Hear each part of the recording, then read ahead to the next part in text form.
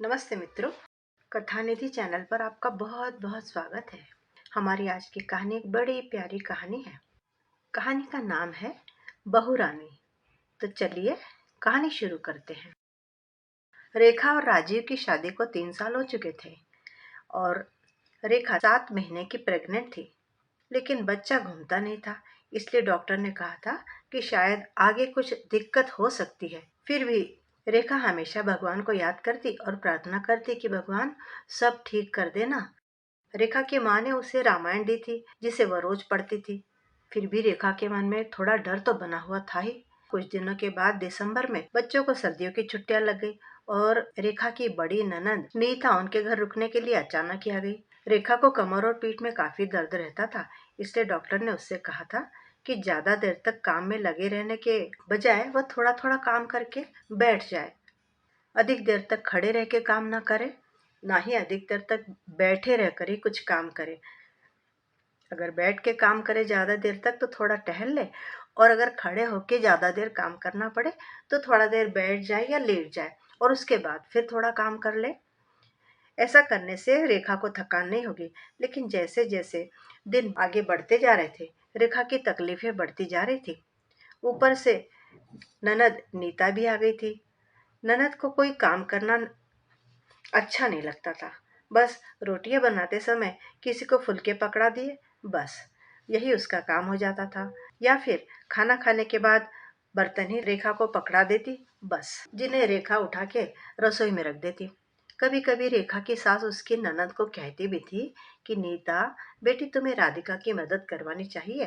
तब नीता का एक ही जवाब होता कि मम्मी, हम तो अपने ससुराल में अकेले ही सारा काम करते हैं और हमारी तो कोई मदद नहीं करता।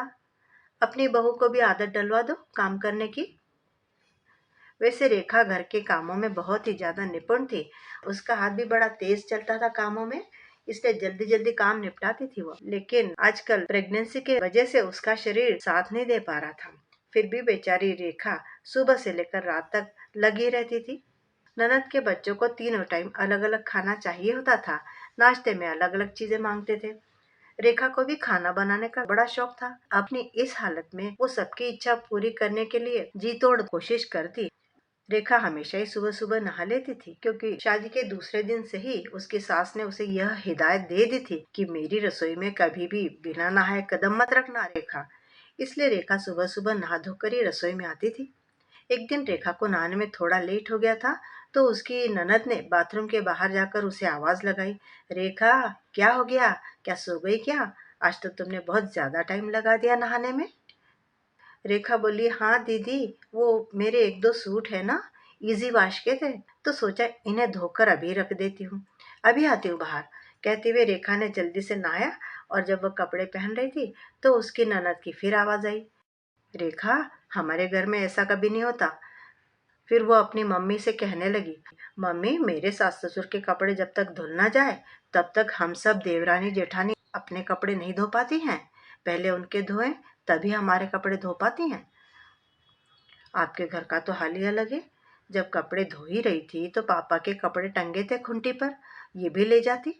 तभी रेखा की सास की आवाज आई, जो बाथरूम का दरवाजा खटखटा रही थी, खोलो दरवाजा रेखा, ये तुम्हारे पापा के कपड़े हैं, इन्हें भी धो लेना। राधिका ने दरवाजा खोला तो वो दंग रह गई। उसकी सास ने दरवाजे पर से 4 पैंट और 4 शर्ट, जो कि उसके ससुर के थे, उसे पकड़ा दिया। ये कहकर कि तुम्हारे पापा कह रहे थे कि मशीन में कपड़े अच्छे से साफ नहीं होते। रेखा ने यह सुनकर दरवाजा बंद कर लिया। रेखा उन कपड़ों को उठा ही रही थी कि उसकी सास ने बाथरूम के बाहर से कहा, अच्छे से ब्रश लगाना पैंट पर। रेखा धीरे धीरे उन कपड़ों को पानी में भिगोकर साबुन लगाने लगी। उसे वो दिन याद आया जब उसकी शादी के बाद उसकी दोनों बड़ी ननदें अपनी सास को लेकर राधिका के हाथ का खाना खिलाने के लिए उसके घर लेकर आई थी। छोटी ननद पहले से आई हुई थी। रेखा की शादी में उसकी सबसे छोटी ननद 4 महीने की प्रेग्नेंट थी।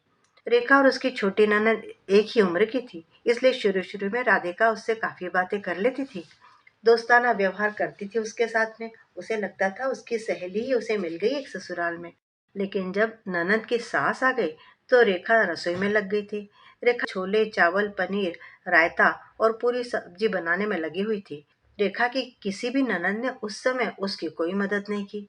फिर भी रेखा ने खुशी खुशी से ही सारा काम निपटा लिया था। उसने सोचा कि मीठे में हलवा भी बना लेती हूँ। जैसे ही वह अपनी छोटी ननद को इशारे से बुलाकर रसोई में आने के लिए कहने लगी, तो उसकी बड़ी ननद ने देख लिया। छोटी ननद के आने से पहले बड़ी ननद नीता आ गई और आते ही कहने लगी, रेखा क्या काम है मुझे बताओ। तुम रेखा को काम मत बताया करो, तुम्हें पता है ना कि वह प्रेग्नेंट है। तभी रेखा ने कहा कि दीदी मैं काम बताने के लिए नहीं, हलवा भी बना लो क्या, ये पूछने के लिए बुला रही थी। रेखा ने ख्यालों में खोए खोए सारे कपड़ों पर साबुन लगा दिया। बड़ी मुश्किल से उसने वे सारे कपड़े धोए। जब कपड़े धोकर उठने लगी तो उसे महसूस हुआ कि उसका दायां पैर उठ नहीं पा रहा है। उसने जैसे तैसे करके नल को पकड़ा और फिर खड़ी हुई। उसकी आंखों में आंसू आ गए। फिर वह बाहर आ गई। उसने बाल्टी में सारे कपड़े रख दिए थे और धीरे धीरे बाल्टी को खींचकर बाल्टी को बाहर ले गई। जैसे ही बालकनी में पहुंची तो सामने रहने वाली सीमा आंटी ने उसे देखा। वो देखकर हैरान हो गई कि रेखा से बाल्टी उठ नहीं पा रही है। तब सीमा आंटी ने आवाज लगाई, रेखा बेटी तुम्हें ठंड लग सकती है, इस हालत में खांसी जुकाम ठीक नहीं होता। इतनी सुबह सुबह इतने सारे कपड़े क्यों धो डाले तुमने। कहाँ है राजीव, बुलाना जरा, मैं उसके कान खींचूंगी। इतना सुनकर रेखा के आंसू झलक उठे। उसने कहा, बस आंटी जी, मन किया था तो धो दिया हाथ से। सीमा आंटी रेखा की आंखों के आंसू देखकर समझ रही थी कि क्या हुआ होगा। रेखा कपड़े सुखाकर अंदर आ गई। रेखा के अंदर आते ही रेखा की ननद नीता बालकनी में चली गई। सीमा आंटी से उसे गप्पे जो लड़ाने थे। नीता ने आंटी से कहा, आंटी जी बहुत ठंड पड़ रही है आज तो, रजाई से निकलने का मन ही नहीं करता।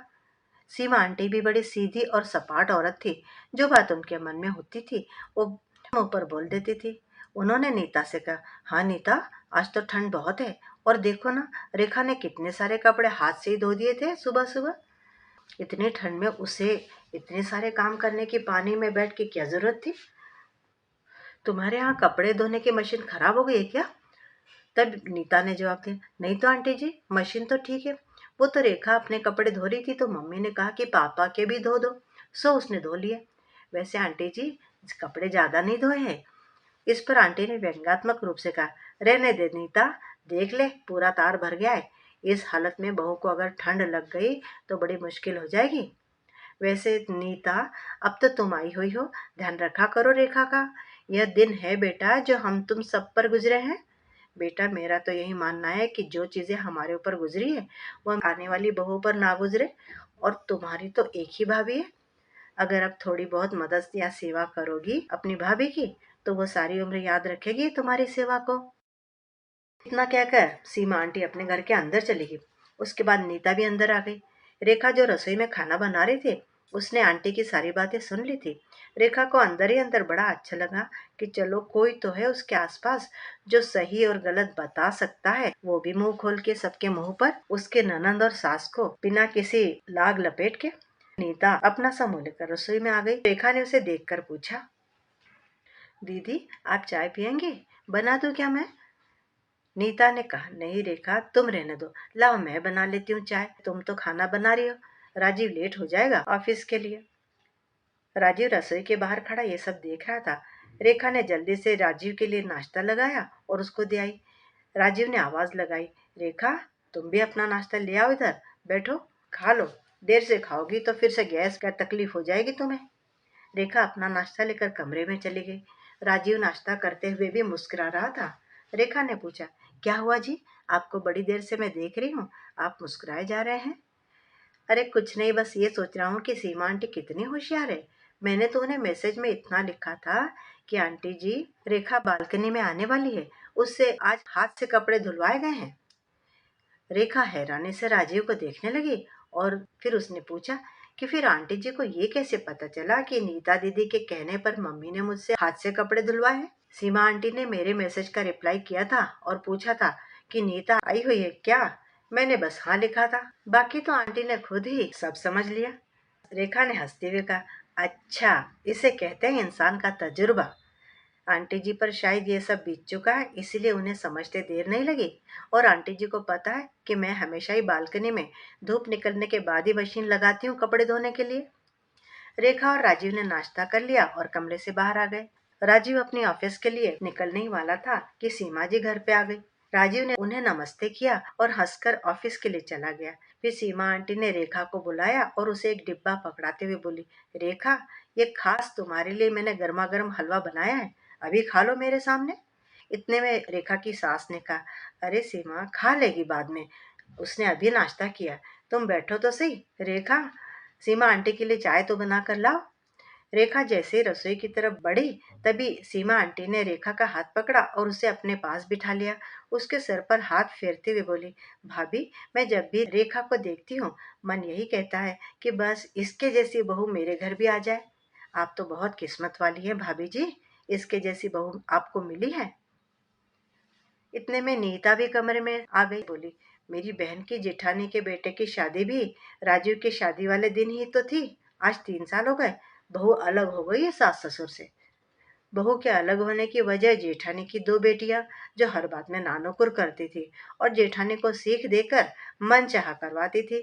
जब भी घर आती थी, बहू को परेशान करती थी और घर में कलह मच जाता था। इसीलिए अब बहू अलग रहने लगी है। सीमा आंटी बताती जा रही थी। उन्होंने रेखा का हाथ कसकर पकड़ रखा था। भाभी, आजकल की कितनी पढ़ी हुई लड़की ये रेखा सारे घर का काम करती है।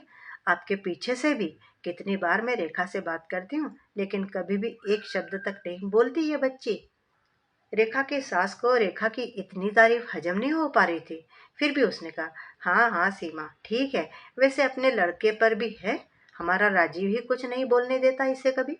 तभी सीमा आंटी बोली, भाभी, ये तो आपकी गलतफहमी है कि लड़के पर ही सब कुछ डिपेंड करता है। जब बहू अपने पर आ जाएगी तो मैं और आप कुछ नहीं कर पाएंगे। इसलिए बहू को वैसे ही रखो जैसे आप अपनी बेटी को रखना चाहते हो कि वह अपने ससुराल में रहे। ये सब सुनते सुनते रेखा की आंखों में आंसू छलछलाए। उसने कहा, आंटी जी, मुझे बाथरूम जाना है, और जल्दी से उठकर वो वॉशरूम में चली गई। रेखा ने अंदर से सुना, नीता बेटी, तुम बहुत नसीब वाली हो कि तुम्हें ऐसी भाभी मिली है, इतनी समझदार, इतनी शांत, और कितनी प्यारी है तुम्हारी रेखा भाभी। भाभी जी, मैं तो बस एक ही बात कहूंगी, बहू को बेटी बस नसीब वाले लोग ही बना पाते हैं, बाकी सब तो दुनिया की भीड़ में शामिल हो जाते हैं। अब आप सोच लो भाभी कि आप रेखा में अपनी नीता को देखोगे या दुनिया की तरह सास बहू बन के रहोगी। सीमा आंटी की बातें सुनकर आज रेखा की सास को अंदर ही अंदर थोड़ा तो अपनी गलती का एहसास हो रहा था। उन्हें लग रहा था कि वह अपनी बेटियों के चक्कर में अपने बेटे का और खुद का घर बिगाड़ रही है। इसलिए उन्होंने सीमा जी से हाथ जोड़कर माफी मांग ली और उन्हें धन्यवाद दिया सही राह दिखाने के लिए। उधर रेखा भी सीमा आंटी को अंदर ही अंदर बहुत दुआएं दिए जा रही थी कि आज आंटी ने सास बहू के रिश्ते से एक माँ बेटी के रिश्ते की नई शुरुआत करा दी थी। मित्रों, अभी आप सुन रहे थे कहानी बहू रानी। उम्मीद करती हूँ कि आपको अच्छी लगी होगी कहानी। कहानी छोटी सी है लेकिन सबक लेने जैसी है। बताइएगा ज़रूर कि आपको कहानी कैसी लगी। चैनल पर नए हैं तो चैनल को सब्सक्राइब भी ज़रूर कर लीजिएगा। कहानी सुनने के लिए बहुत बहुत धन्यवाद।